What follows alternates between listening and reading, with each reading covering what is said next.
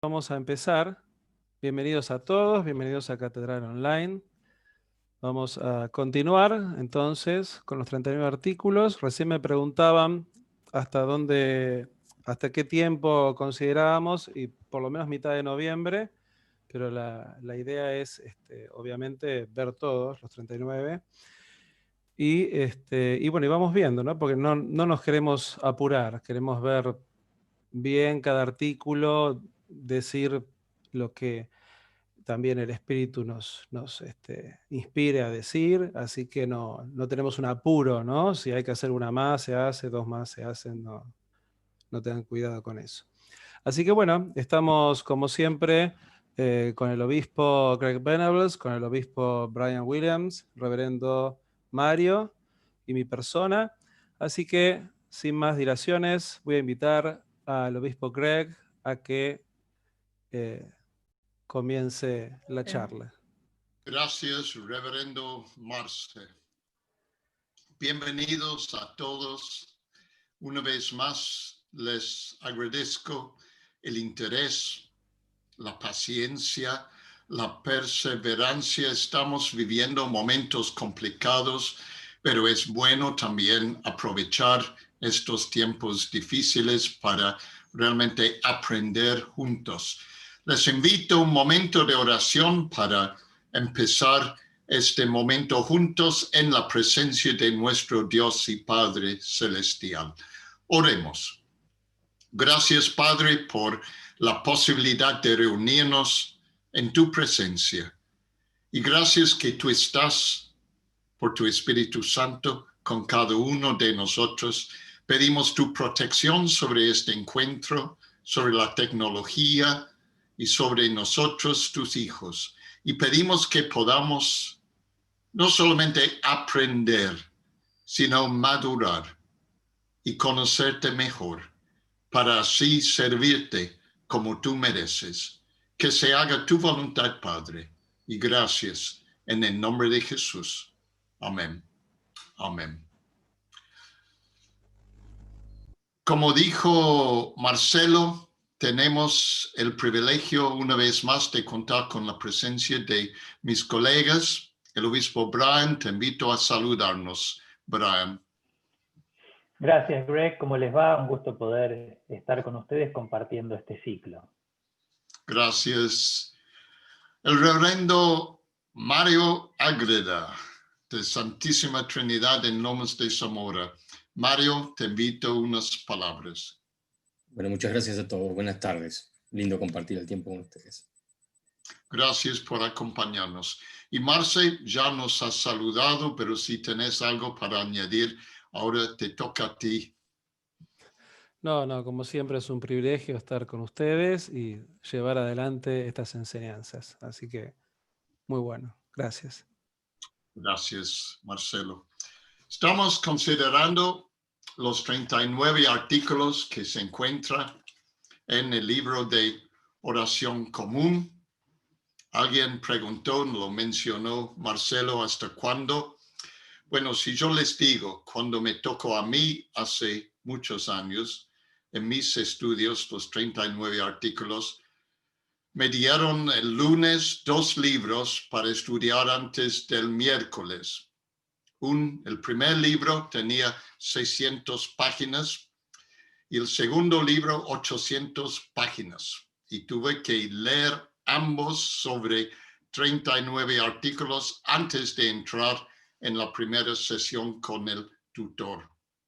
Por eso les digo que estamos viviendo momentos cuando realmente tenemos que reconocer nuestra necesidad de entender mejor la palabra de Dios y lo que nos enseña la palabra de Dios. Y lo que voy a decir es fuerte, pero me toca a mí decir las cosas cuando es necesario.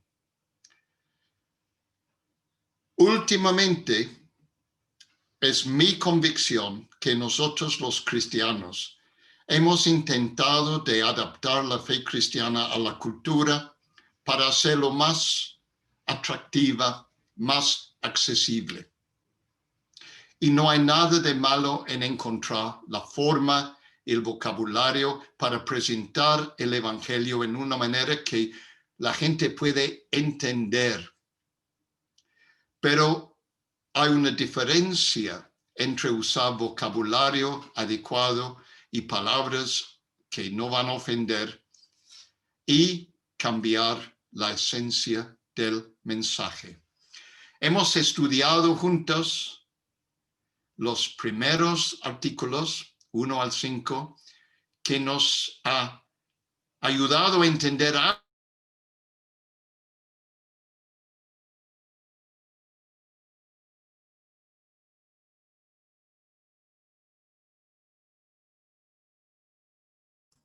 Bueno, ahí Greg me había advertido que está teniendo problemas la Wi-Fi, no de su casa, sino de su zona.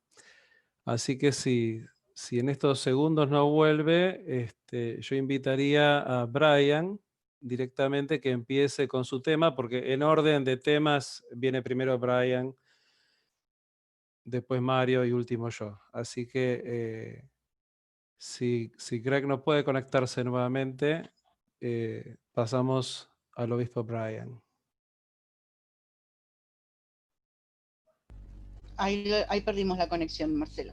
Adelante. Bueno, Brian, entonces... Sí, cómo no. Greg había dicho que justamente podía tener problemas porque estuvo con problemas ayer, inclusive con su conexión.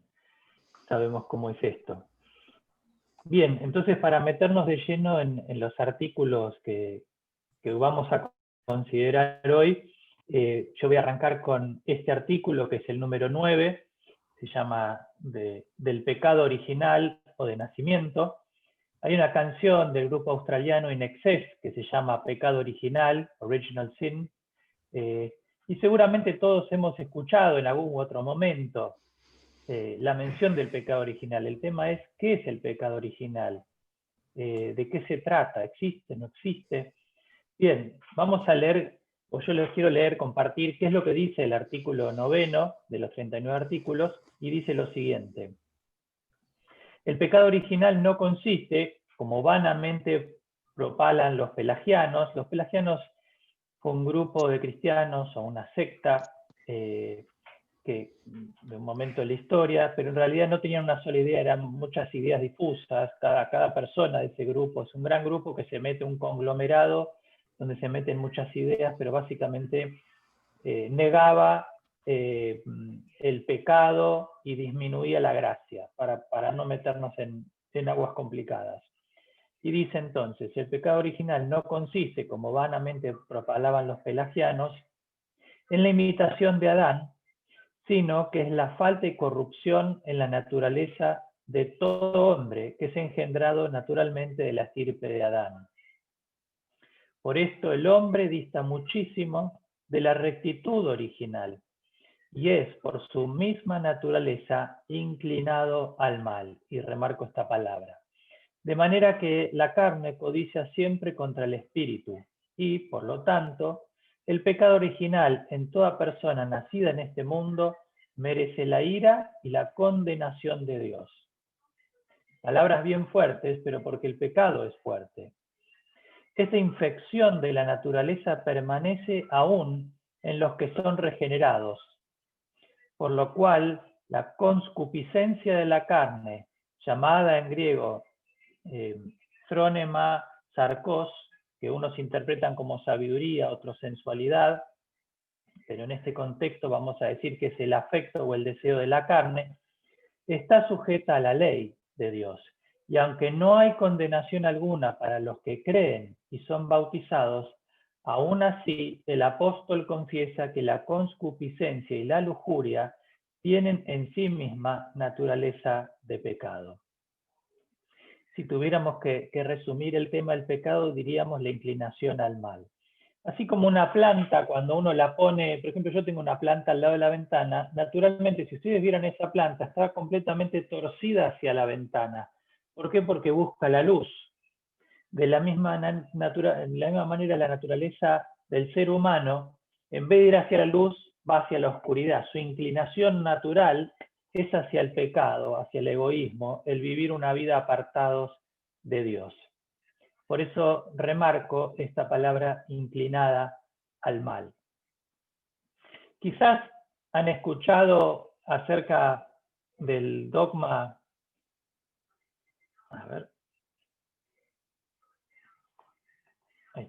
de la Inmaculada Concepción de la Santísima Virgen María.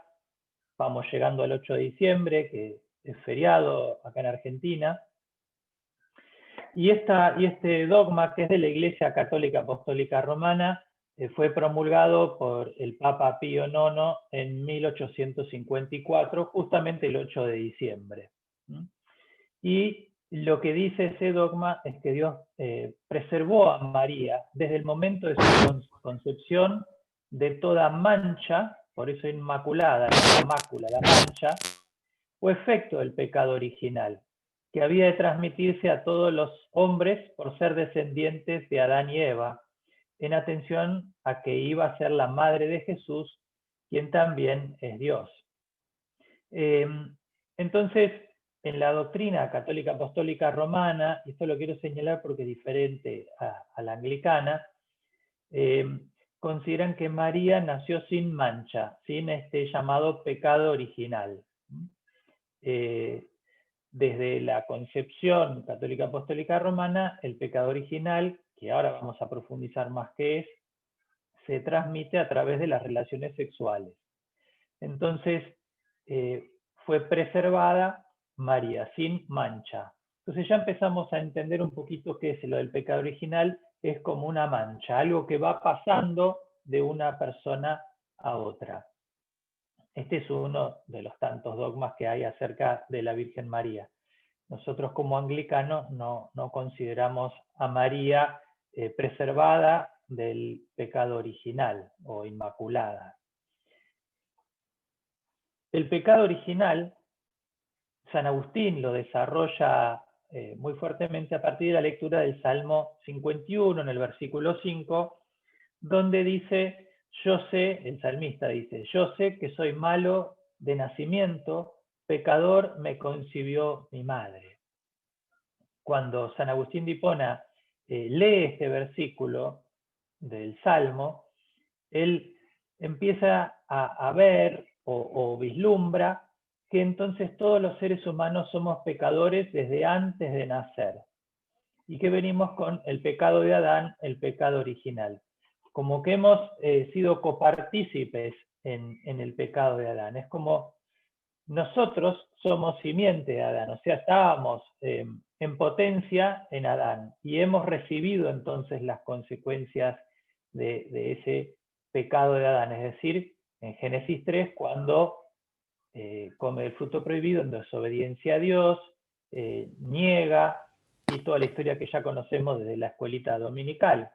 Pero la pregunta que uno podría hacerle a San Agustín es, bueno, ¿y qué hay de los pecados sucesivos? ¿También no fueron heredados? Entonces, esa es la presentación de lo que es el pecado original en un cierto sentido. Porque en realidad el salmista lo que está reconociendo es su pecado y corrupción desde el principio de su vida, y que por lo tanto él es corruptible.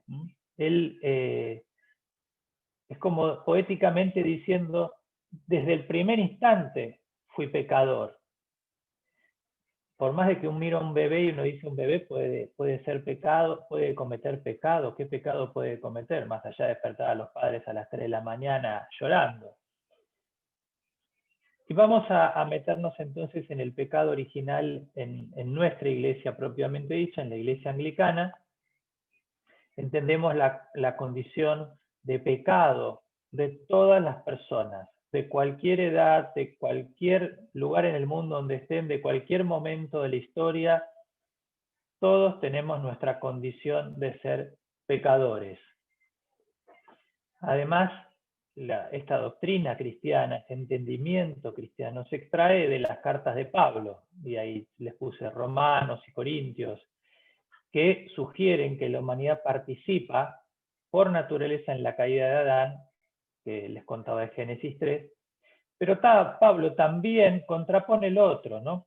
Insta que las consecuencias de la caída de Adán para la humanidad son revertidas mediante la participación salvadora en la victoria de Cristo sobre el pecado y la muerte. Es decir, Pablo dice, todos somos pecadores desde el día 1, desde el momento 0, como lo fue Adán y en lo sucesivo.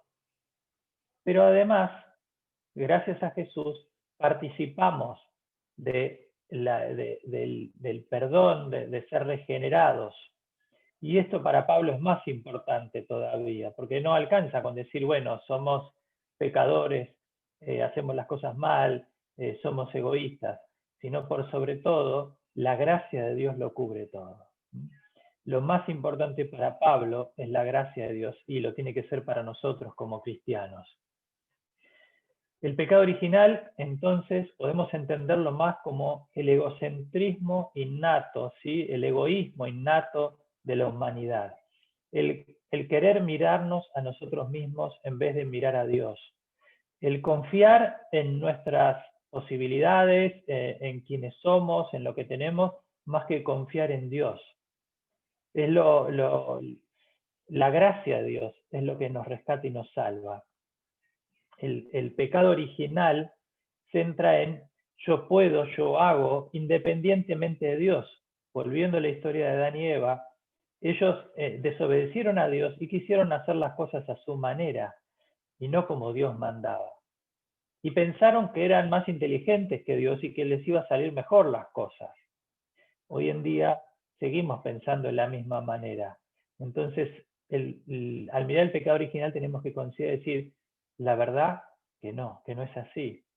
Por naturaleza yo me inclino al mal, me inclino a hacerle mal a otros, me inclino a desobedecer a Dios, desconocer a Dios, negar a Dios.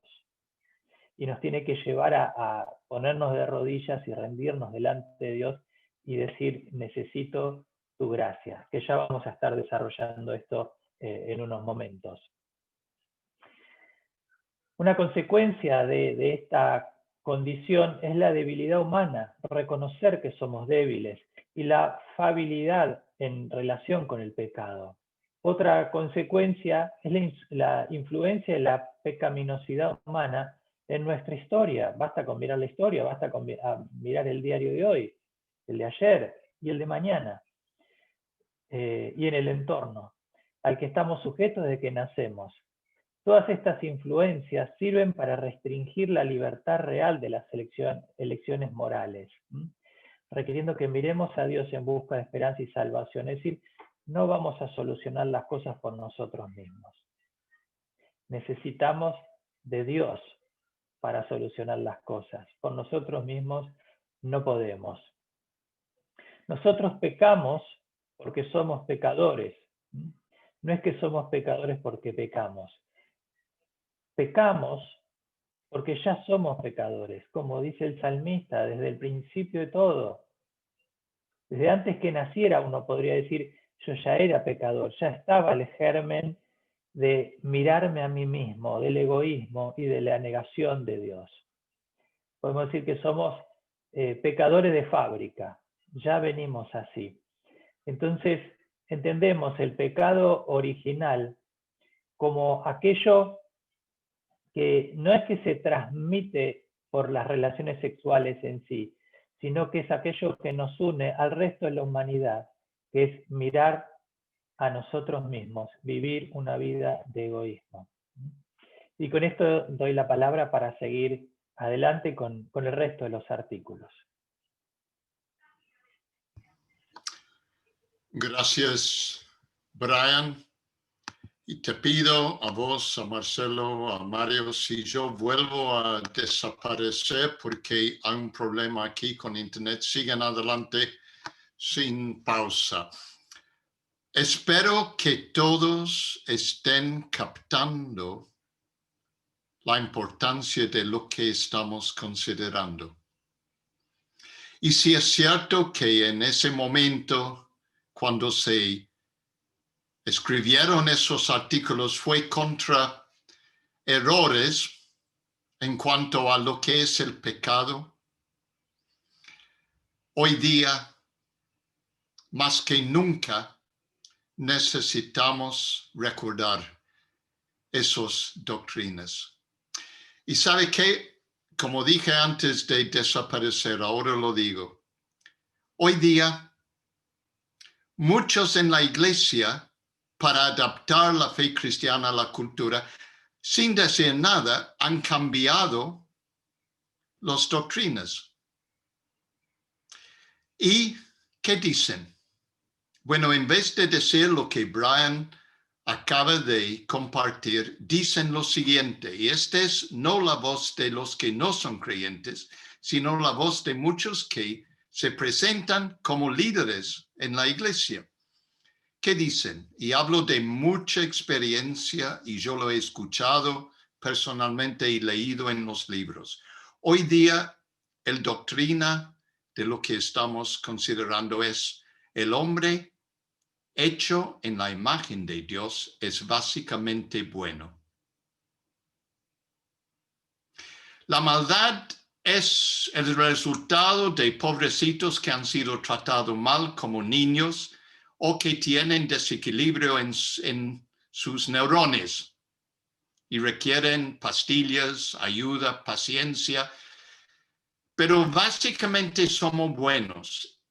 Y si tú y yo podríamos captar lo mucho que Dios nos ama, se va a resolver todo. Y mi respuesta a eso es una palabra anglicana también, herejía. Herejía. Dios es amor. Yo he sido creado en la imagen de Dios, pero el pecado es parte ahora de mi naturaleza, de mi esencia. Me ha separado de Dios. Y, Sandra, si podríamos ir al artículo número 10.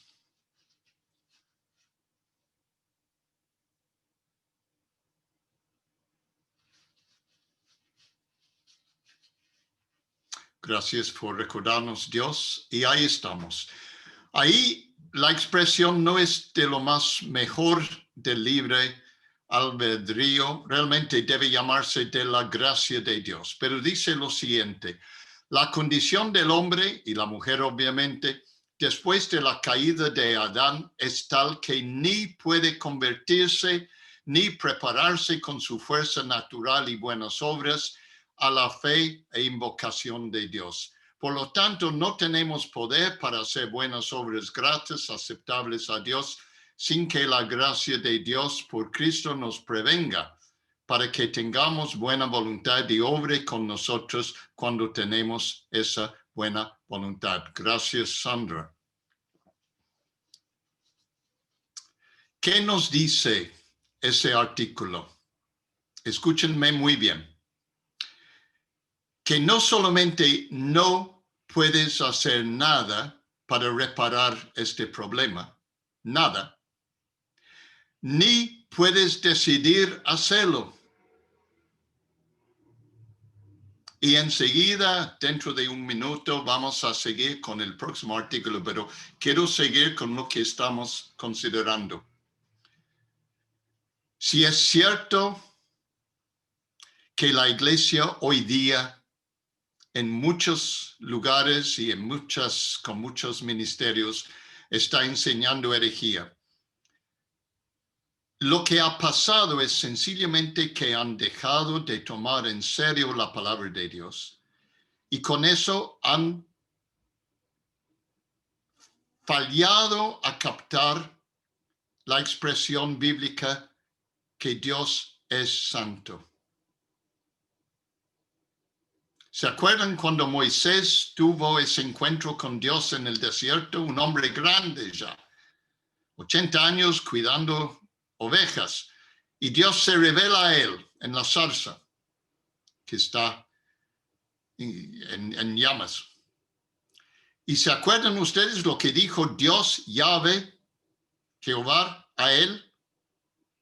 Saca los sandalias, porque este es un lugar santo. Cuando Isaías vio a Dios en el templo, Isaías capítulo 6, ¿qué cantaron los angelitos? Santo, santo, santo. Lo digo con pasión, con emoción. Por favor, que busquemos captar que Dios es santo y lo que quiere decir que Dios es santo. Hay una frase en la Biblia que ocurre bastante que nadie quiere considerar hoy día, la ira de Dios. ¿Por qué no queremos considerar la ira de Dios?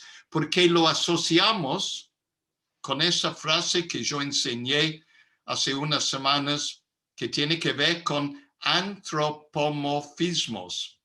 Cuando atribuimos a Dios nuestras maneras.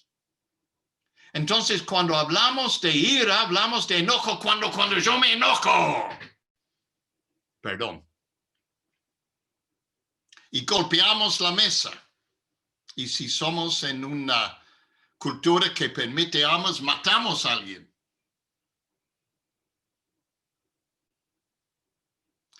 Dios no es enojado en ese sentido sin control. La ira de Dios es la actitud de Dios hacia el pecado. La actitud de Dios hacia el pecado. Dios no permite el pecado. Entonces, ¿qué es tu situación? Mi situación. No puedo acercarme porque soy pecador.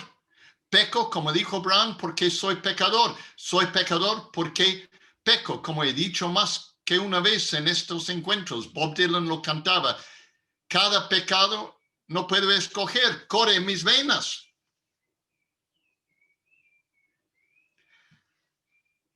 ¿Y qué dice Isaías? Ay de mí. ¿Qué dijeron la gente escuchando a Pedro predicar el día de Pentecostés? Ay de nosotros. Escúchenme, el cristiano convertido es el que ha gritado en un momento por lo menos, ay de mí. Ay de mí. La conversión puede ser inmediato o en un periodo de tiempo, pero si no hay un momento cuando tú y yo decimos ay de mí, no es conversión. Porque algo tiene que mostrarme que yo no puedo seguir como estoy. Arrepentimiento no es llorar con remordimiento. Arrepentimiento es cambiar tu manera de pensar en cuanto a qué, en cuanto al pecado. Y decir el pecado es inaceptable. Demasiado enseñamos que Dios ignora el pecado. Herejía. Dios no puede ignorar el pecado. Y si querés ver lo terrible que es el pecado, miren la cruz de Jesucristo. Y cuando vos ves la cruz, ves lo terrible que es el pecado. Porque esta cruz fue la única manera en que Dios pudo cambiar esa situación de lo cual les estoy hablando. Esta cruz revela lo terrible que es el pecado. Pero gracias a Dios también demuestra qué grande es el amor de Dios y hasta dónde irá Dios para salvarte a ti y a mí. Vamos al artículo 11, por favor, Sandra.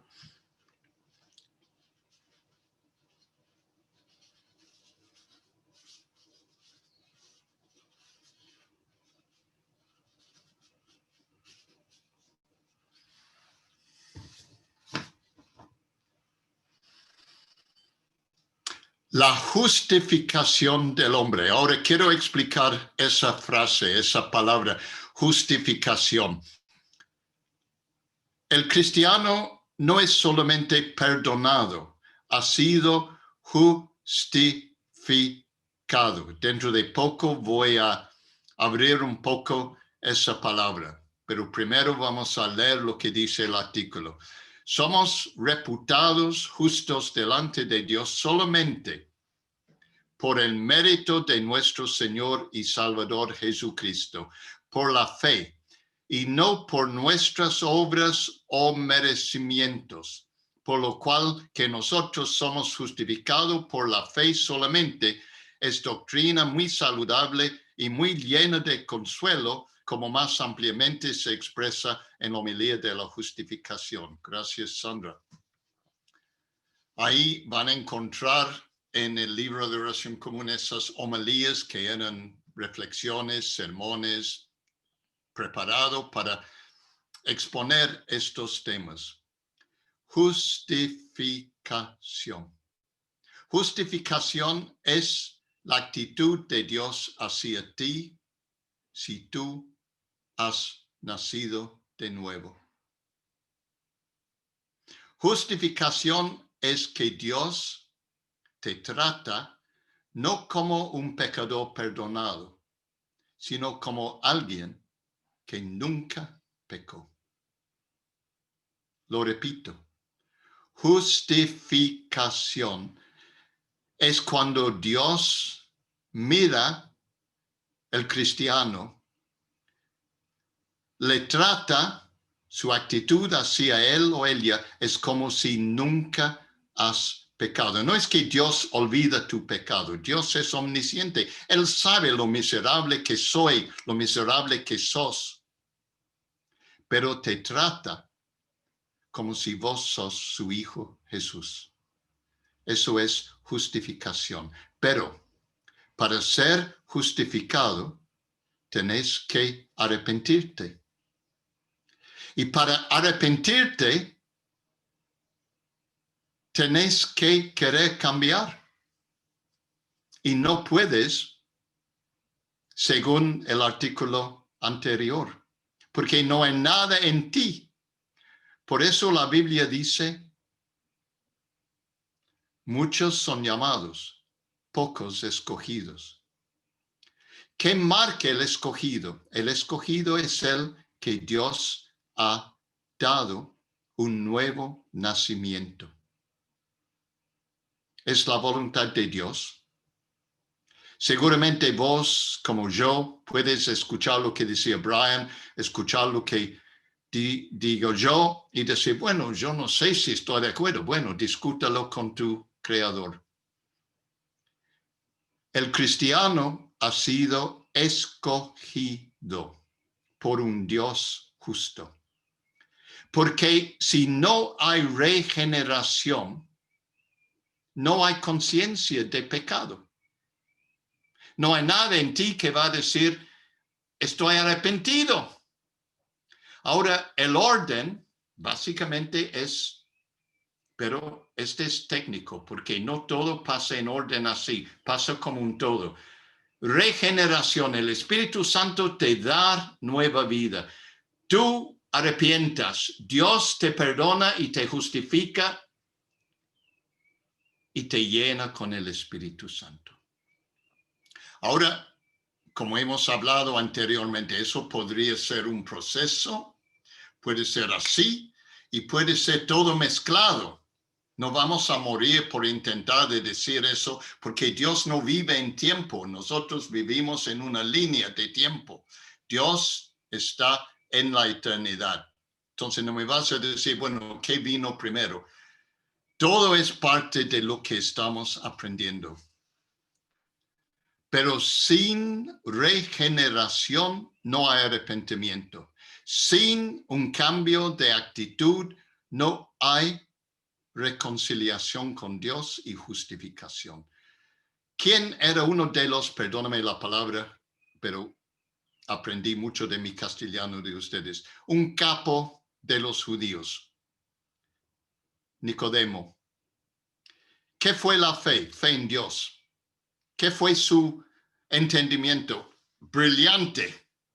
¿Qué fue su conocimiento? La ley, la Biblia. ¿Qué fue su forma de vivir? Excelente. Pero ¿qué le dijo nuestro Señor? Dijo en el original, obviamente estoy traduciéndolo a nuestro idioma. Che, Nicodemo, tenés que nacer de nuevo. Porque todo lo que tú estás haciendo está bien, pero todavía sos muerto. Entonces, solamente naciendo de nuevo, pasando por este proceso de arrepentimiento, justificación, reconciliación y la plenitud del Espíritu Santo, vas a estar ¿dónde? No en la iglesia, en el reino de Dios.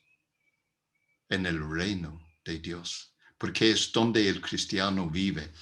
Ahora voy a usar una imagen muy nuestro, pero lo voy a hacer. Aquí estoy yo. Aquí está Jesús. Yo, ciego, perdido, como ese ladrón al lado de Cristo en Calvario. Y aquí Cristo sin pecado en la cruz. ¿Qué pasó en la cruz?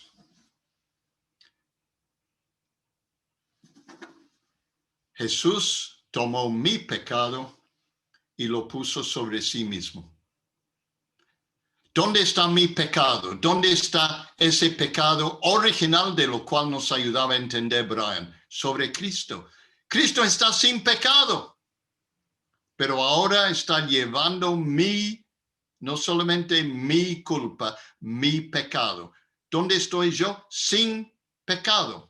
Pero eso no es suficiente. ¿Por qué? Porque hoy día, si me perdonas ahora, mañana voy a volver a pecar. Cada pecado no puedo escoger. Corre en mis venas. Entonces, ¿qué hace Dios? Aquí está Cristo y aquí está la justicia de Cristo. No solamente la bondad y todo lo que es bueno de Cristo, la justicia de Cristo. ¿Y qué hace con eso? Lo pone sobre mí. Eso, amados, es justificación. Y si tú, escuchándome, estás pensando, sí, es porque Dios te ha tenido misericordia y tú has recibido nuevo nacimiento, porque el único que entiende es el que ha nacido que ha nacido de nuevo. Porque Satanás ha hecho ciego todos nosotros. Por eso hay un momento cuando, como el ciego, digo, yo era ciego, ahora veo. Ahora veo. Vamos a seguir con este tema y pido a Todavía no, Sandra, porque tenemos que hacer 12 y 13 y 14 primero. Entonces voy a pedir a don Mario Ágreda, por favor, si tú puedes tomar ahora el micrófono y seguir. Muchísimas gracias. Cómo no, gracias. Bueno, vamos a ver entonces también una pequeña presentación para avanzar en el tema de las obras, que es un tema muy importante, que tiene mucha relación con esto y que especialmente en nuestro país, en nuestra cultura, ha tenido una influencia notable en el desarrollo tanto de la fe cristiana como de la sociedad. Y los errores y herejías que se han dado lugar respecto de ese tema han calado hondo también en incluso en nuestra concepción de la fe, lo cual es muy importante y por eso es tan trascendente poder estudiarlo aquí, es una gran oportunidad. Vamos a proyectar entonces la pantalla.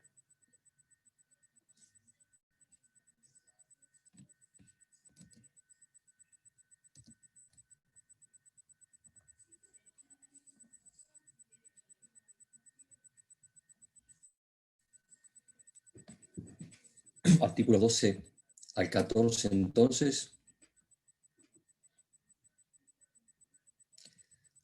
El artículo 12 dice así: aunque las buenas obras, que son fruto de la fe y siguen a la justificación no puedan expiar nuestros pecados ni soportar la severidad del juicio divino son, no obstante, agradables y aceptas a Dios en Cristo, y nacen necesariamente de una verdadera viva fe. De manera que por ellas puede conocerse la fe viva tan evidentemente como se juzga del árbol por su fruto. Entonces, el propósito de este artículo, en principio, tiene que ver con tratar ciertos errores prevalentes respecto de las buenas obras. Da la impresión de que las obras humanas pueden llegar a tener un efecto, si se quiere, salvífico. Hay dos clases de errores básicos que ataca este artículo. El primero son ciertas exageraciones, ciertas doctrinas medievales acerca del mérito, que vamos a ver con más detalle, con más detenimiento en el artículo 14. Ya Brand nos mencionó un poco del problema de Agustín y su concepción teológica al respecto, pero lo vamos a desarrollar un poquito más. Y el segundo tema que atacó es básicamente el antinomianismo.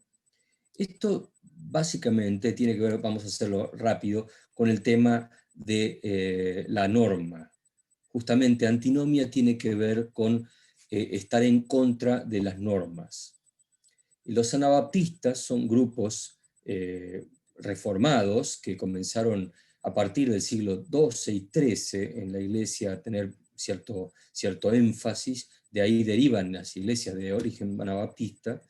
Tuvieron lugar durante el tiempo de la Reforma, un reformador alemán, Johannes Agrícola, que era amigo de Lutero, y luego se enfrentó a él, que decía así, someramente, que la fe lo llena todo y es lo único necesario, y que como la ley de Moisés es inútil para la salvación, entonces es indiferente que un creyente persevere, como dijo el apóstol Pablo, ¿no? ¿Vamos a perseverar en el pecado para que abunde la gracia? De ninguna manera, dijo el apóstol Pablo. Bueno, el antinomianismo tenía un poco esa razón de ser. Este artículo entonces declara 4 elementos en principio. El primero es que las buenas obras siguen a la justificación. Para eso vamos a ver algo que dice el apóstol Pablo en la carta de los Gálatas. En Gálatas 5:4 dice: aquellos de entre ustedes que tratan de ser justificados por la ley han roto con Cristo, han caído de la gracia. El que quiere ser justificado por la ley rompe con Cristo y cae de la gracia. Nosotros, en cambio, por obra del Espíritu Santo y mediante la fe, aguardamos con ansias la justicia que es nuestra esperanza. Es decir, las obras no pueden salvar, sino que se siguen de la justificación. Vemos aquí, Romanos 3:22, las obras no tienen poder expiatorio. De ninguna manera podríamos, a través de las obras, asumir que hay una expiación posible, porque Cristo no haría falta. Romanos 3:22 dice: esta justicia de Dios llega mediante la fe en Jesucristo a todos los que creen. De hecho, no hay distinción, pues todos han pecado y están privados de la gloria de Dios. El texto entonces es que la fe en Jesucristo es aquella que hace posible la justicia de Dios para quien cree. En tercer lugar, las obras buenas agradan a Dios, pero solo a través de Cristo. Mateo 7:21, vamos a seguirlo, nos dice así: no todo el que me dice Señor, Señor entrará al reino de los cielos, sino solo el que hace la voluntad de mi Padre que está en el cielo. Las obras en sí no tienen ese poder salvífico, sí agradan, pero solo a través de Cristo. Y en última instancia son frutos necesarios de una verdadera fe, como conocemos este pasaje del apóstol Santiago, fantástico, maravilloso pasaje, que nos recuerda esto, que la fe naturalmente está vinculada a las obras, tiene que tener algo que ver con eso. Dice, así también la fe por sí sola, si no tiene obras, está muerta. Sin embargo, alguien dirá, tú tienes fe y yo tengo obras. Pues bien, muéstrame tu fe sin las obras y yo también te mostraré la fe por mis obras.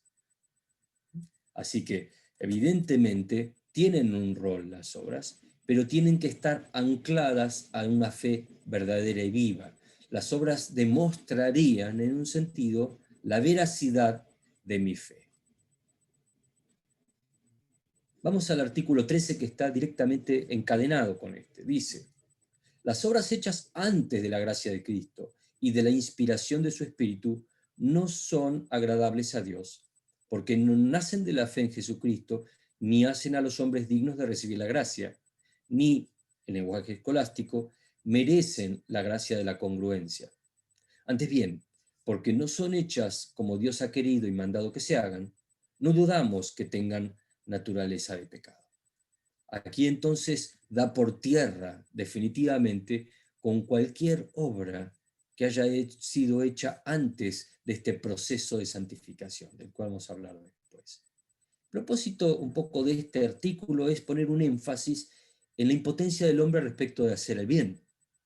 El hombre se encuentra, dada su naturaleza caída, en una especie de impotencia. El apóstol Pablo dice en otro pasaje fantástico, triste de mí, desgraciado de mí, ¿no es cierto?, que hago todo aquello que no quisiera y no puedo hacer lo que sí quisiera. Hay como una dicotomía interior que experimentamos, hay una impotencia en hacer el bien.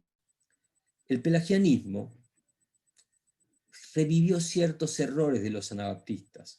En principio, el pelagianismo, así, para decirlo someramente, no hay mucho tiempo para desarrollarlo, es una doctrina que sostiene que el hombre tiene la capacidad de hacer el bien con independencia de Dios, por su propia buena voluntad. Es como que el hombre, contrariamente a lo que acabamos de escuchar, el hombre es bueno de por sí, exactamente lo opuesto a lo que nos decía Brian hace un rato. El hombre es bueno, simplemente es una cuestión de educación o una cuestión de voluntad. El mal es una cuestión redimible por el propio hombre. Y otros errores son los de los escolásticos, con la doctrina de la gracia congruente. La gracia congruente sería una especie de mérito asociado a la gracia de Dios para alguien que no está en estado de santificación. Aún el hombre no regenerado que apela a las obras de Jesucristo recibiría un premio de parte de Dios. Es como que cualquiera que dice, sí, en nombre de Cristo, pido esto, el otro, Dios lo tiene que premiar, porque menciona meramente el mérito y el nombre de Cristo. ¿Cómo es esto del mérito en la doctrina de Aquino? Bueno, básicamente, esto es un resumen somero, hay un mérito condigno, lo que llaman mérito condigno, que es un mérito por las propias obras, lo que apela a una justicia conmutativa. Yo te doy, vos me das. Yo hago las obras de justicia, Dios me tiene que premiar a mí. Me tiene que dar las promesas que Él dijo que me iba a dar. Sean o no reales, pero Él tiene que darme. Es lo que es una justicia conmutativa, tit for tat. ¿No es decir, después habría un mérito congruente, que es aquello a lo que apunta este artículo, el mérito por aceptar el trabajo de Cristo sin acción concomitante. Es decir, aun cuando yo no hago ese tipo de obras, aun cuando yo no tengo un mérito por mis acciones, mi mérito es aceptar el trabajo de Cristo y en su nombre invoco esa paga, lo cual es abiertamente falaz. Y en tercer lugar, habría un mérito supererogatorio. Es el mérito para quien puede hacer aún más de lo que le corresponde, como si alguien no solo pudiera hacer el bien, sino que además pudiese hacer aún más bien del que hace falta. Y esto lo vamos a desarrollar más en el siguiente artículo. El artículo 14, que se trata justamente de estas obras de supererogación. Dice así, obras voluntarias no comprendidas en los mandamientos divinos, llamadas obras de supererogación, no pueden enseñarse sin arrogancia e impiedad, porque por ellas declaran los hombres que no solamente rinden a Dios todo cuanto están obligados a hacer, sino que por su causa hacen más de lo que por deber riguroso les es requerido. Siendo así que Cristo claramente dice, cuando hubieres hecho todas las cosas que os están mandadas, decid, siervos inútiles somos. Es como que el hombre pudiese hacer aún más que aquello que Dios mismo le está pidiendo. Obras no comprendidas en los mandamientos divinos, es decir, no comprendidas en la Escritura. Obras que están por encima incluso de aquellas que están expresamente mandadas en la Escritura. Vamos a ver algunos de los elementos básicos. Las obras de supererogación serían entonces aquellas que excederían las demandas de Dios. Obras meritorias de santos eminentes o de Cristo. Es posible que estas obras de supererogación sean una especie de capital de obras superabundantes que serviría para cubrir los defectos de los cristianos ordinarios. Es decir, de alguna manera, las obras que se harían teóricamente por encima de las demandas de Dios irían formando una especie de capital universal de bondad, de buenas obras, que serviría para cubrir los déficits del sistema, es decir, los defectos o pecados de cristianos ordinarios. Este tesoro está al cuidado de la iglesia, quien tiene la llave. La iglesia tendría la llave de ese tesoro y con ese tesoro compensaría por las obras defectuosas o pecados de las personas. Las indulgencias, entonces, serían estos vales de tesoro que liberan a su poseedor de los pecados de purgatorio. Vale decir, si alguien pudiese comprar estos vales, estas indulgencias, que serían una partecita de ese tesoro, pagaría de alguna manera por todos esos pecados y traería la feliz conclusión de no tener que pagar el precio en el purgatorio, de existir esa cosa, ¿verdad? Esta venta libre de indulgencias llevó a la ruptura de Lutero finalmente con la Iglesia romana. Se formó un negocio gigantesco y duró por muchos siglos. La doctrina esta se desarrolla someramente desde un sistema de disciplina eclesiástica. La Iglesia primitiva tenía un sistema de disciplina y esto llevó a querer aumentar la santidad de los cristianos y esa disciplina llevó a encontrar méritos extravagantes, es decir, no bíblicos, como decía el artículo, por encima del mandamiento bíblico, y estos méritos se le otorgaron fundamentalmente, primero, a sufrir por la fe.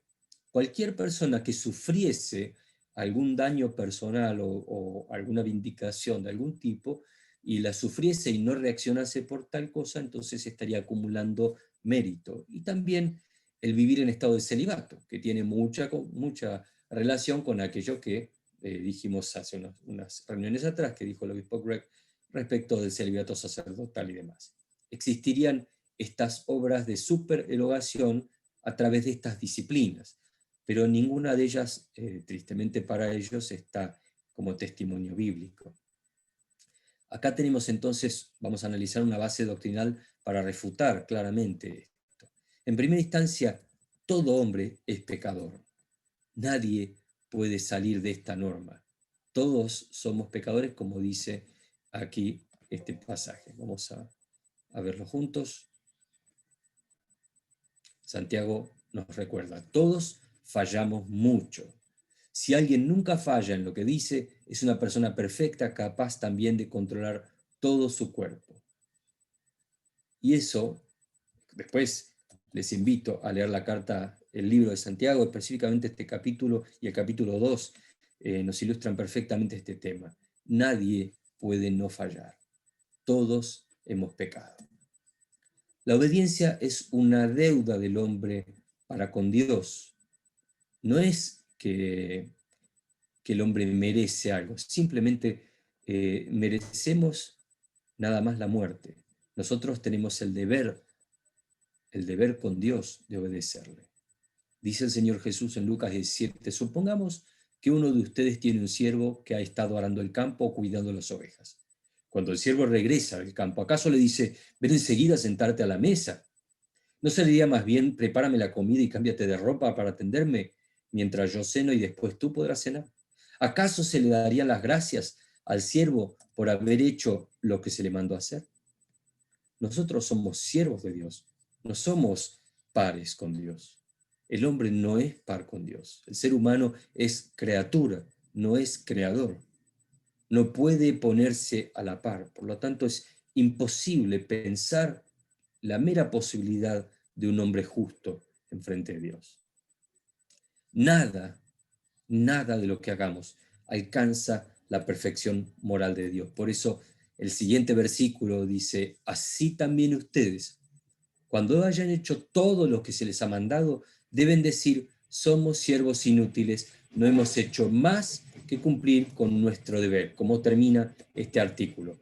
Nuestras mejores obras, las obras de mayor dignidad que uno pueda pensar en la especie humana, cuando uno las compara con Dios mismo y con su obra, palidecen en comparación.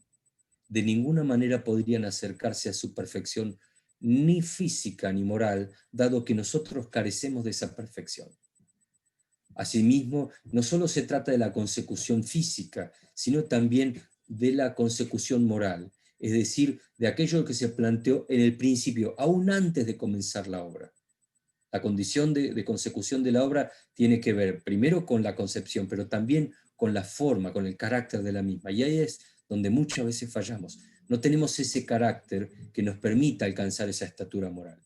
Por eso, básicamente, no podríamos estar nunca a la par con Dios. Finalmente, no hay lugar para el mérito humano en el plan de salvación. En Romanos 3 vemos claramente que el plan de salvación no incluye ninguna actividad humana por el estilo.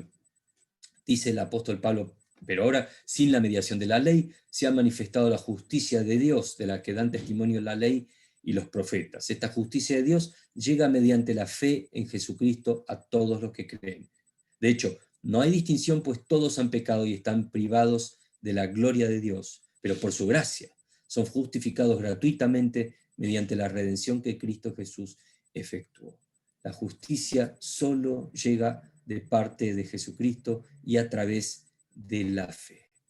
Por tanto, esta doctrina de la santificación, para terminar, tiene su base en Cristo. Cristo, única fuente de vida, única fuente de poder. El Espíritu Santo, vivificador, dador de vida, como dicen los credos, vehículo y conexión personal con Dios, es aquel que permite, posibilita esta bendición. Para empezar, posibilita la fe en Cristo, que es aquel vehículo de salvación. Específicamente, la fe es un instrumento de recepción. En un sentido, es como una mano que toma el regalo de Dios. Y finalmente, los medios de gracia, el otorgamiento divino, el fortalecimiento de esa fe. A través de todo este sistema divino, a través de la palabra, de la Escritura que nos acerca a Cristo, finalmente podemos llegar a la santificación. En este proceso virtuoso es que podemos llegar a compartir de la gracia de Dios, pero siempre, siempre teniendo en consideración que nosotros dependemos de la gracia de Dios. No hay forma en que podamos satisfacer la ira de Dios, porque dice el apóstol Pablo en la carta a los Romanos, la paga de pecado es la muerte. Esto es ineluctable. A través de Cristo recibimos la gracia. Y es la única forma de acercarse a un Dios, como dijo el obispo Greg más temprano, santo, santo, santo. Obispo Greg. Mario, ¿cómo están? Lo que estamos hablando es la parte básica y esencial de la fe cristiana. ¿Ustedes captan cómo muchísimos hoy día no solamente han distorsionado la enseñanza bíblica, lo han cambiado o no lo han cambiado, han intentado de cambiarlo para hacerlo más aceptable al mundo, mientras que la voluntad de Dios es cambiar a nosotros para que seamos lo que Él nos ha creado para ser. Ahora vamos a escuchar a Marcelo, que nos va a seguir con dos más de los artículos, pero primero quiero invitarles un momento en silencio de oración para cerrar los ojos cada uno y pedir a Dios ayudarnos a entender todo lo que Él nos está diciendo. Gracias, Padre, que tu Hijo se identificó como camino, verdad y vida. Gracias que estamos en el camino, caminando contigo. Gracias que tú estás revelando por tu palabra y por tu espíritu lo que es realidad, lo que es verdad. Ayúdanos a recibirlo como verdad. Y gracias que tu Hijo es vida, para que podamos no solamente mentalmente intentar de entender, podamos recibirlo porque tenemos vida. La vida de tu Espíritu Santo, Padre. Y ayúdanos a reconocer que tu presencia en nosotros es una presencia santa. Por eso el pecado es imposible en nuestra vida. Porque tú eres un Dios santo. Vivimos en tu gracia. Justificados, ayúdanos a tomar en serio lo que tú nos estás diciendo. Ahora pedimos tu mano mientras que seguimos. Ayúdanos, especialmente a tu siervo Marcelo, ayudarnos a seguir en estos temas. En el nombre de Jesús. Amén. Marcelo, te doy la palabra. Gracias, Greg. Bueno, le voy a pedir a Sandra que ponga el artículo 15. Estamos a veces por ahí repitiendo algo o hablando de cosas que hemos dicho todos. Por ejemplo, yo también había visto algo de Pelagio, de los pelagianos, que hablaban del pecado original, hablaban de la posibilidad del hombre de hacer buenas obras sin la gracia. ¿Por qué? Porque estamos viendo toda una sección que habla del pecado, ¿no? Desde cómo entra el pecado y ahora hasta el Mesías, el único sin pecado.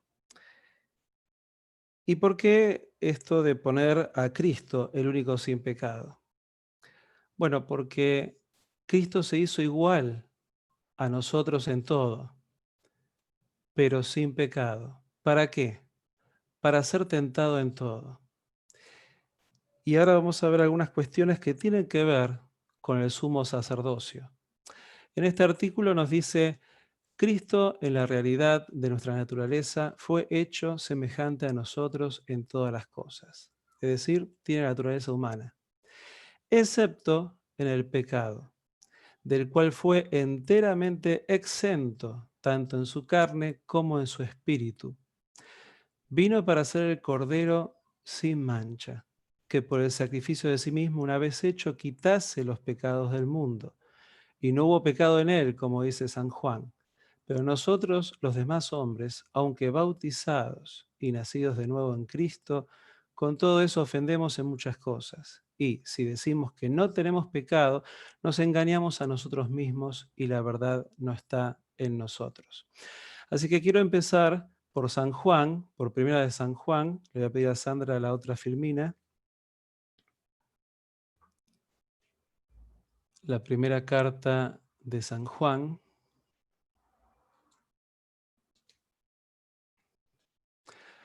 Primera de Juan, capítulo 3, versículo 5. Pero ustedes saben que Jesucristo se manifestó para quitar nuestros pecados y Él no tiene pecado. Exactamente lo que decía el artículo, ¿no? El artículo fue sacado de acá. Vamos a continuar entonces con la cita de Hebreos. Corintios. Al que no cometió pecado alguno por nosotros, Dios lo trató como pecador, para que en él recibiéramos la justicia de Dios. Esta es la justificación de la cual nos habló Greg. Es decir, Dios puso su justicia sobre su Hijo. Su Hijo la toma y nos libera del castigo que tenemos, ¿sí? Vamos a pasar a Hebreos. Porque no tenemos un sumo sacerdote incapaz de compadecerse de nuestras debilidades, sino uno que ha sido tentado en todo de la misma manera que nosotros, aunque sin pecado. En Hebreos se hace alusión a lo que hacían los sacerdotes en el templo. Los sacerdotes iban a ofrecer por los pecados del pueblo, pero antes de hacer eso, ofrecer un sacrificio por los pecados del pueblo, ofrecían también sacrificios por sí mismos, porque ellos mismos son pecadores, igual que todo ser humano. Pero en el caso de Cristo, es el único que, por no tener pecado, puede decir: bueno, yo en tu lugar muero. Esto es muy interesante porque por ejemplo, si estuviéramos en un juicio y un amigo mío tiene que pagar una condena justa y yo voy al juez y le digo, momentito, momentito, yo quiero pagarla por él, ¿sí? Y el juez podría decir, ah, bueno, está bien, si usted paga, él queda libre. Pero no es así, porque en el caso de Dios con la humanidad, el juez, que es Dios, me va a decir a mí, sí, está bien, vos pagás por el pecado de él, pero ¿quién paga por tu pecado? Y así tendríamos una fila, por ahí sí, de gente que quiera pagar por el pecado del otro, pero no terminaría nunca, porque todos tienen pecado. Entonces, si yo quiero pagar por mi amigo, ok, pero ¿quién paga por mí? Entonces yo no tengo la posibilidad de pagar por mi amigo, porque yo tengo mi pecado. En cambio, en el caso de Jesucristo, él dice, yo quiero pagar por Marcelo. ¿Sí? Y entonces el juez va a decir, ah, está bien, en tu caso Jesús sí, porque vos no tenés pecado. Entonces vos no tenés deuda y nadie tiene que pagar por vos. Entonces, en Cristo, dice Hebreos, tenemos un sumo sacerdote perfecto. Tenemos las dos cosas. Tenemos la ofrenda perfecta, es una ofrenda inmaculada, perfecta, y a su vez, él mismo es sumo sacerdote perfecto, porque no tiene pecado. Él no tiene que hacer sacrificios por sí mismo. No, no hace falta eso. Y esto es fundamental porque también nos habla del amor de Dios. Hace poco estaba circulando por WhatsApp estos mensajitos que tienen algún tinte político y entonces, no sé, capaz que a alguno de ustedes les llegó, ¿qué pasa si conviven dos especies de hormigas, ¿no? Unas coloradas y unas negras? Entonces dice, bueno, las hormigas pasan unas arriba de la otra, se cruzan y siguen su camino, no pasa nada. Pero si alguien las pone adentro de una caja o adentro de un tarro y agita todo eso, se empiezan a comer unas a otras, se empiezan a luchar y se destruyen. Y obviamente esto tenía un tinte político, ¿no? Querían hacer un comentario sobre esa índole. Pero yo pensaba, claro, es muy parecido a lo que ha pasado con la humanidad, ¿no es cierto? Porque las hormigas, en el estado en que están, bueno, podrían ir así tranquilas, pero hay un agitador, ¿sí? Y acá me acuerdo del diablo, me acuerdo del que quiere, el que viene a destruir, el que viene a mentir, el que viene a matar. Y entonces el diablo agita, ¿no?, el mundo en algún momento. Y ahí empiezan todas a matarse, ¿no? ¿Y Dios qué hace? Me lo imagino que Dios obviamente tiene un millón de posibilidades y me imagino a Dios mirando desde arriba y diciendo, bueno, voy a separar una por una, a ver, una roja por acá, una negra por allá, una roja por acá, una negra por allá. Termina toda la paz, apacigua y después dejan que camine tranquila y se ocupa de que el diablo no agite la caja. Sin embargo, Dios no hace eso. Dios no mira las cosas desde arriba. Y ese es un gran consuelo para todos, ¿no? Cuando alguien tiene una pérdida, cuando alguien tiene una tristeza, cuando ha muerto un ser querido. Sabemos que Dios no es alguien que se quedó allá arriba, ¿sí?, sin que la muerte lo toque. Dios quiso ser igual a nosotros en todo, inclusive en la muerte y en ser vulnerable. Él tuvo que huir a Egipto con sus padres, ¿sí? Él tuvo que pasar estos problemas. Entonces, ¿qué hace Dios? Dios dice, no, yo me voy a hacer una hormiga y voy a ir a enseñarle a las hormigas que tienen que vivir en paz. Y dicho sea de paso, bueno, uno dice, bueno, una hormiga, qué ejemplo, ¿no? Pero podríamos decir que hay más distancia entre Dios y nosotros que entre nosotros y la misma hormiga, porque hay un infinito de distancia.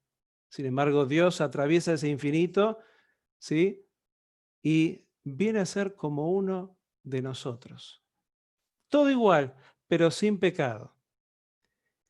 Y después de pensar eso, ¿no? Yo tengo un gato, ¿no? Se llama Nube, un gato blanco, tiene un ojo verde y el otro azul.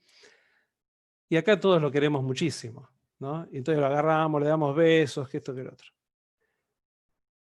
Y yo me imagino, si uno puede desarrollar ese amor por una mascota, ¿no? Que es como un ser humano para la familia, ¿cómo será el infinito amor de Dios? ¿Cómo será el infinito amor de Jesús por nosotros mismos? Que ha venido a ser un ser humano. Alguien que transpira, que tiene miedo, que se puede morir de hambre, de sed, que puede dejar de respirar. Alguien vulnerable.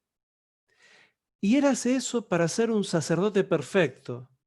Y hace eso para ser una ofrenda perfecta. Entonces, habiendo sido tentado en todo, entonces nadie puede decir, ah, pero es que vivo, no, Él es Jesús, Él puede con todo. No, no. Él pudo haber sido muerto al nacer. Él pudo haber sido muerto cuando dice la Escritura que después de una prédica lo rodearon para tirarlo por un acantilado.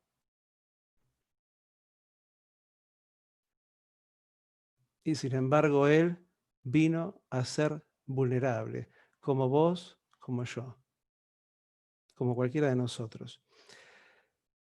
Y todo esto para hacer esa ofrenda y ese sacerdote. Y bueno, y antes nombraba el tema de los pelagianos, ¿no? Porque acá hay un tema de, bueno, cómo se transmite el pecado, etcétera, que ya lo contó Brian.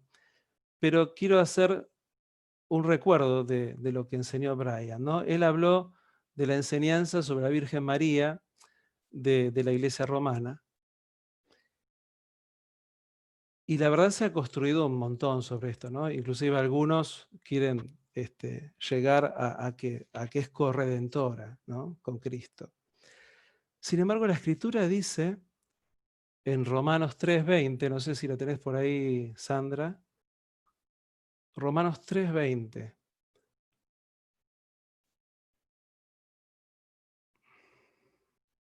Romanos 3:23, ahí está. Pues todos han pecado y están privados de la gloria de Dios. No hay un solo ser humano que haya salido de esto. Dice la Biblia, todos. Y aparte acá, bueno, a veces nos encontramos en estas cuestiones de tradiciones, ¿no? De tradiciones, que una tradición dice una cosa, otra tradición dice otra. Y a veces nos dicen, bueno, no, pero la tradición después fue escrita y hay una tradición que no fue escrita y al correr de los siglos se escribió, ¿no? Y ahí está el dogma. Pero no podemos escribir una tradición que vaya en contra de la escritura, de la primera tradición que se escribió. No podemos tener dos cosas antagónicas. Si todos han pecado y están privados de la gloria de Dios, no puede haber otro que fuera sin pecado.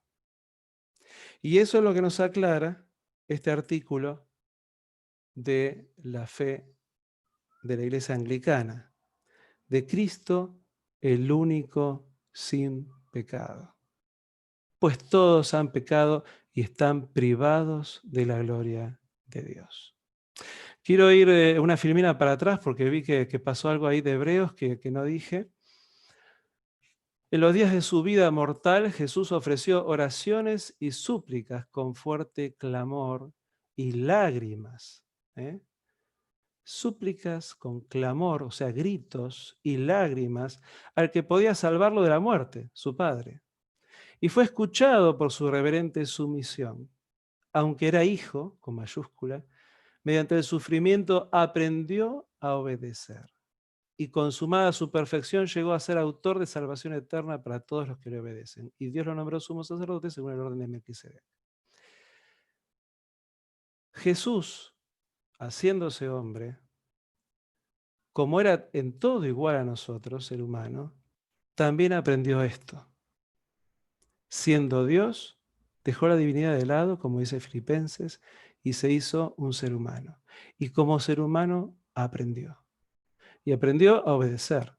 Y esto me recuerda que Dios nunca te pide nada que Él no haya hecho primero. Si Él te pide que ames, es porque Él amó primero. Si Él te pide que perdones, es porque Él perdonó primero.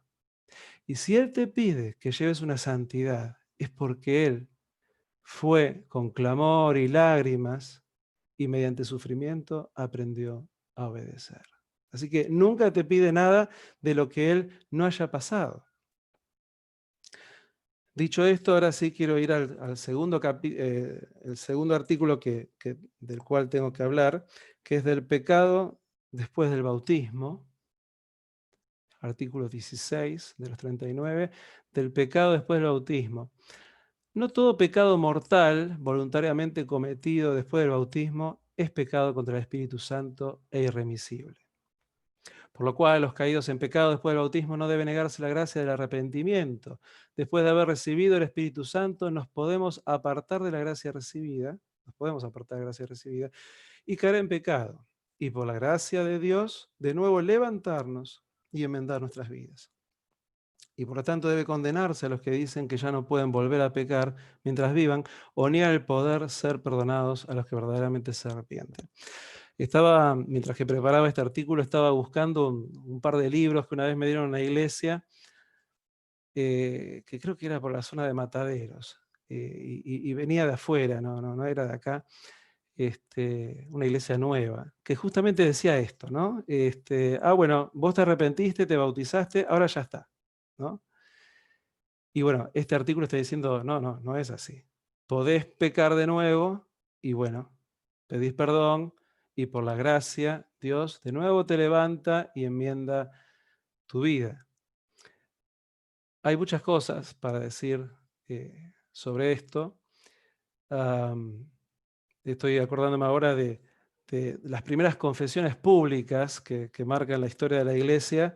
Hablaban de los mártires y de los que no habían sido mártires, ¿no? El mártir que, pese a que corría riesgo su vida, ojo, el mártir no era un tonto que decía, mátenme, no, el mártir huía, pero cuando lo agarraban, bueno, él no negaba a Cristo, ¿no?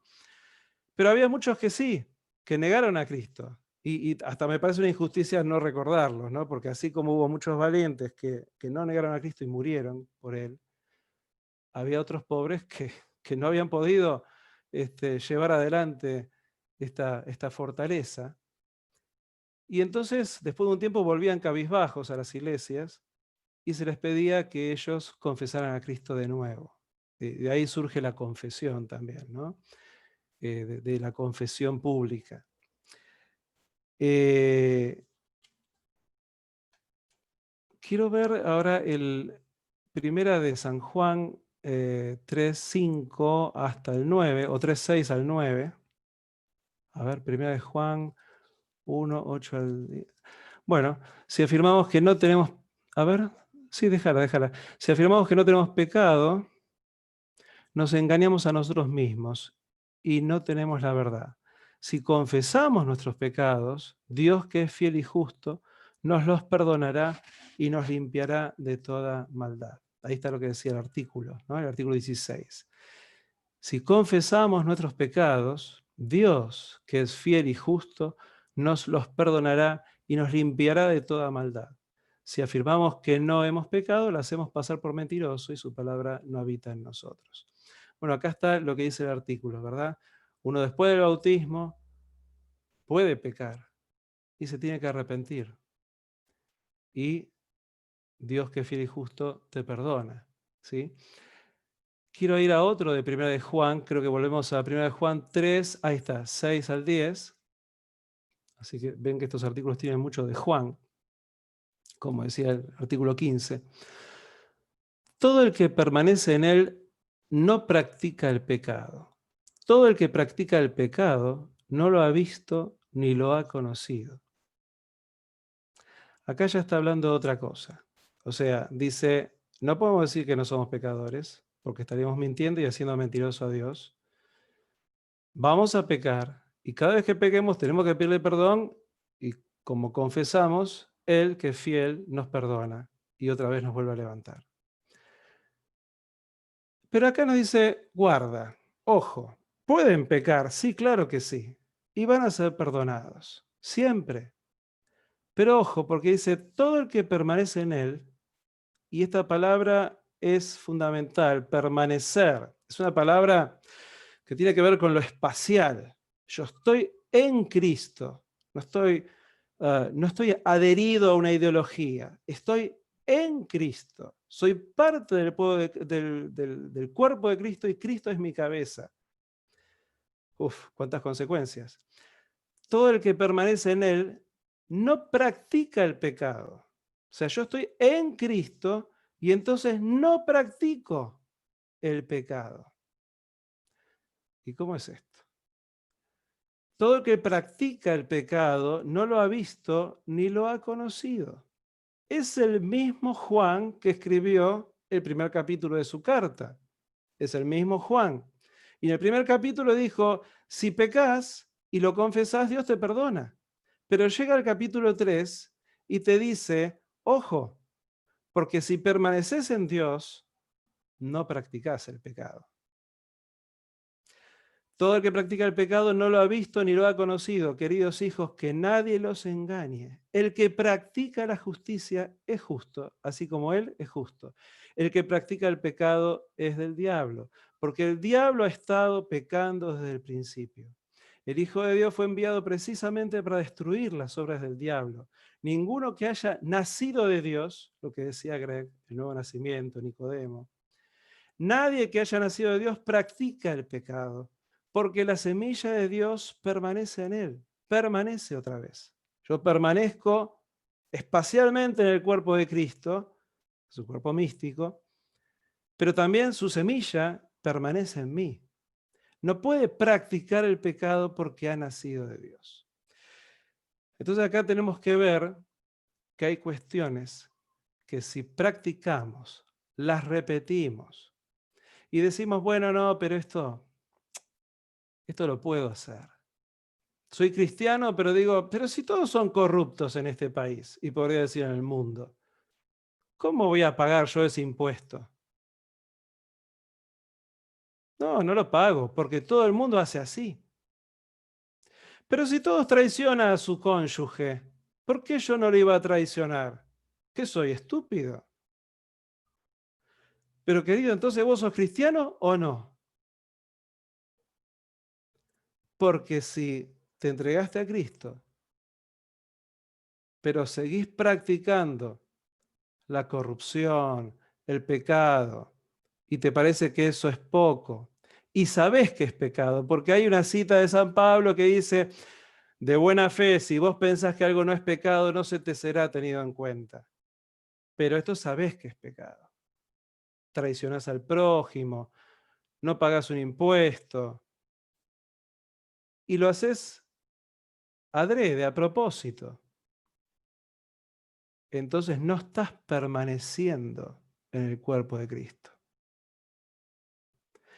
Y entonces hay que dividir lo que es un asentimiento intelectual de lo que es un asentimiento con todo el ser. Y esto me hace acordar, el otro día Greg nos preguntaba, bueno, ¿cuándo viviste vos el Espíritu en tu vida, la acción del Espíritu? Y yo me acordaba de un día que tuve preguntas y iba a un culto y en el culto se me respondieron las preguntas, pero no se me respondió de 20 preguntas 2. Yo tuve 5 preguntas y se me respondieron 5. Y una pregunta era justamente esta, pero yo le decía a Dolores, ¿no? Que éramos novios en ese momento, pero yo sé que si le pregunto a un amigo, fulano de tal, si aceptó a Cristo y cree en él, me dice que sí, pero por su vida yo sé que no. Y ese ejemplo, esa noche, el pastor dijo, les voy a poner un ejemplo. Si usted sacó un ticket que va a Mar del Plata porque usted quiere ir a Mar del Plata y saca el ticket y lo paga y tiene el ticket, lo mira y dice, va a Mar del Plata y está el tren en el andén y usted tiene el ticket. Pero no se sube al tren, se queda en la estación. Usted no llega a Mar del Plata, no permanece en el tren. Entonces, Aceptar a Cristo es aceptarlo con todo el ser y dejar que el Espíritu Santo te transforme. Y de eso habla entonces del pecado después del bautismo. Y quiero hacer una última referencia porque el artículo dice: no todo pecado mortal voluntariamente cometido después del bautismo es pecado contra el Espíritu Santo e irremisible. ¿Sí? Empieza con eso. El pecado contra el Espíritu Santo es algo muy difícil para los teólogos. Casi todos están de acuerdo que es, por el contexto en que Jesús lo nombra, es atribuir las obras del Espíritu Santo a Satanás. Porque en ese momento Jesús acababa de hacer un milagro, acababa de echar demonios, y se le dice: él los echa porque es el hijo del diablo. Entonces dijo Jesús: ojo, porque achacar al diablo lo que es del Espíritu Santo es cometer un pecado contra el Espíritu Santo. Y no tiene perdón, dice, ¿no? Pasaje dificilísimo. Pero todo lo demás sí, ¿no? Y de eso estuvimos hablando. Yo quiero leerles Hebreos 10, 26, 29, que no lo tenemos en la filmina, que tiene que ver con lo que hablamos recién de la práctica del pecado. Y dice Hebreos 10, 26, 29. Porque si continuamos pecando deliberadamente, ahí está la práctica, después de haber recibido el conocimiento de la verdad, esperen que toqué algo que no tenía que tocar, ya no queda sacrificio alguno por los pecados, sino cierta horrenda expectación de juicio y la furia de un fuego que haga consumir a los adversarios.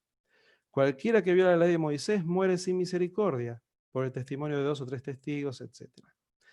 ¿Cuánto mayor castigo pensáis que merecerá el que ha hollado bajo sus pies al Hijo de Dios? Es decir, sabiendo quién es el Hijo de Dios, sin tener dudas, uno se vuelve atrás. Es como pisotear la sangre que Él derramó. Y es como tener por inmunda la sangre del pacto por la cual fue santificado y ha ultrajado al Espíritu de gracia. Entonces, yo los animo a aceptamos a Jesús y la obra que Él hizo por Él, y aceptamos, como dijo Greg, ¿verdad? Cristo tomó el pecado sobre Él y nos dejó justos frente al Padre, pero iniciamos un camino de permanecer en Cristo, que es el camino de santidad. Amén. Gracias, Marcelo. Les animo a tomar tiempo en lo que estamos considerando. Leen la carta de Pablo a los Romanos, capítulo 1 al 8. Leen Efesios 1, 2, 3. Y leen la primera carta de Juan, lo que Marcelo estaba mencionando. Y no olviden que parte de estar en Cristo es cambiar nuestra manera de pensar. Cambiar nuestra manera de pensar. Dejar de pensar como el pecador y el mundo y pensar tener lo que la Biblia llama la mente de Cristo. Porque la única manera en que tú y yo vamos a vivir como cristianos verdaderos es cuando hemos entendido qué piensa Dios. Todo lo que hemos considerado hoy, y agradezco a Marcelo, Mario, Brian por todo lo que ellos están compartiendo. Todo vuelve a la pregunta, ¿qué piensa Dios del pecado? No qué pienso yo. Yo les podría decir un día y a ver su respuesta, con gran esfuerzo y con 50 años caminando con Silvia, yo puedo prometer que yo estoy 95% fiel a ella. que yo hoy día, con gran esfuerzo, estoy manteniendo una fidelidad con Silvia de 95%. ¿Qué me dirían, amados? Me van a decir, no, pero no. Y les voy a dar la palabra, porque cuando ella se casó conmigo, el culto se llamaba Santo Matrimonio. Santo Matrimonio. No matrimonio según lo que Greg quiere, sino matrimonio según lo que Dios pide. Entonces, arrepentirse es ponerte de acuerdo con Dios. Y luego, como decía Marcelo, vivir en una manera coherente con lo que tú sabes que es tu realidad, porque Él vive en mí. Entonces, ¿cómo voy a ofender al Dios que vive en mí haciendo lo que Él no acepta? Y la respuesta, y termino, es si tú realmente amas a Dios. Vas a vivir finalmente como Él quiere. Por eso el mandamiento mayor es amarás al Señor, tu Dios, con todo lo que tú eres. Yo amo a Silvia, ustedes lo saben, no hace falta pensar dos veces y no quiero fallarla. ¿Cuánto más debemos amar a Dios? Ahora, tal vez volveremos a redondear un poco lo que estamos pensando la semana que viene cuando hablamos entre el equipo, el cuarteto. Vamos a pensar un poquitito, pero sí o no, vamos a seguir adelante con los 39 artículos. Y ahora viene predestinación y elección. Prepárense. Leen esos artículos, leen tu Biblia, especialmente la carta a los Efesios, y después vengan pensando, orando, buscando lo que quiere Dios hablarnos. Les agradezco a todos su presencia. Muchísimas gracias, Obispo Brian. Muchísimas gracias, reverendos Mario y Marcelo. Muchísimas gracias, Sandra, John, Dolores, por acompañarnos ahí. Gracias a todos ustedes. Gracias por las oraciones. Yo sé que ustedes siempre nos tienen en sus oraciones, nosotros a ustedes. Que el Señor les bendiga. Permítame dar una bendición final. Gracias, Padre, por permitirnos considerar lo que tú nos has enseñado en tu palabra, en esa revelación. Ayúdanos a poder crecer no solamente en entendimiento, sino en obediencia y amor, para que amándote vivamos como tú quieres. Y ahora cuídanos, ten misericordia sobre este mundo, sobre este continente, sobre este país, Señor. Ten misericordia. Pido tu protección sobre cada uno de mis hermanos, sobre sus familiares también, y que tú nos ayudas a vivir con esa paz que excede todo entendimiento. Y ahora que esa paz que excede todo entendimiento guarde nuestros corazones y mentes en el conocimiento y el amor de Dios y de su Hijo Jesucristo nuestro Señor. Y que la bendición de Dios omnipotente, el Padre, el Hijo y el Espíritu Santo esté con cada uno de nosotros, ahora y para siempre. Amén. Amén. Y amén. El Señor les bendiga. Muchísimas gracias a todos. Amén. Gracias, Greg. igualmente. Gracias a todos, gracias reverendo y obispo.